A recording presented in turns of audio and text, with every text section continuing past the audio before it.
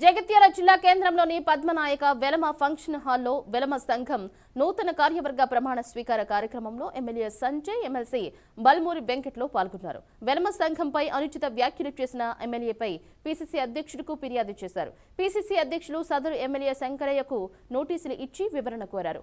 స్పందించిన సదరు ఎమ్మెల్యే వ్యాఖ్యలను ఉపసంహరించుకున్నట్లు తెలిపారు. ఏ కులం వారైనా ఇతర కులాలను కించపరచడం తప్పు అని హెచ్చరించారు.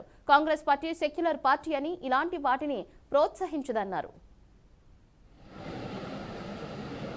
ముందుగా ఏదైతే రాహుల్ గాంధీ గారి విధానం కానీ కాంగ్రెస్ పార్టీ విధానం కానీ కాంగ్రెస్ పార్టీ ఒక సెక్యులర్ భావజాలాలు ఏదైతే సంబంధించి అన్ని కులాలని అన్ని మతాలని కలిసికట్టుగా తీసుకొని ముందుకెళ్ళాలి అని ఉండే ఒక ఐడియాలజికల్ పార్టీ కాంగ్రెస్ పార్టీ. ఏదైతే నిన్న షాద్నగర్లో మా ఎమ్మెల్యే శంకర్ గారు మాట్లాడిన సందర్భంలో ఒక మీడియా ఇంటర్వ్యూలో మాట్లాడితే దాన్ని కొన్ని వర్డ్స్ని కట్ చేసి ఒక వ్యక్తుల పేర్లు తీసుకున్నప్పుడు దాన్ని వక్రీకరించి వేరే రకంగా సర్క్యులేట్ చేయడం జరిగింది. దానికి సంబంధించి ఏదైతే కాంగ్రెస్ పార్టీలో ఉన్న శాసనసభ్యులు ఏదైతే కల్వకుంట్ల కుటుంబం ఏ రకంగా అయితే తెలంగాణలో ప్రజల్ని ఇబ్బంది పెట్టింది, తెలంగాణ పరిపాలన ఏ విధంగా సరిగా పరిపాలించలేదు, వాళ్ళను ఉద్దేశించి మాట్లాడిన తప్ప యావత్ తెలంగాణ వెల్మ సామాజిక వర్గాన్ని ఉద్దేశించి నేను మాట్లాడలేదు.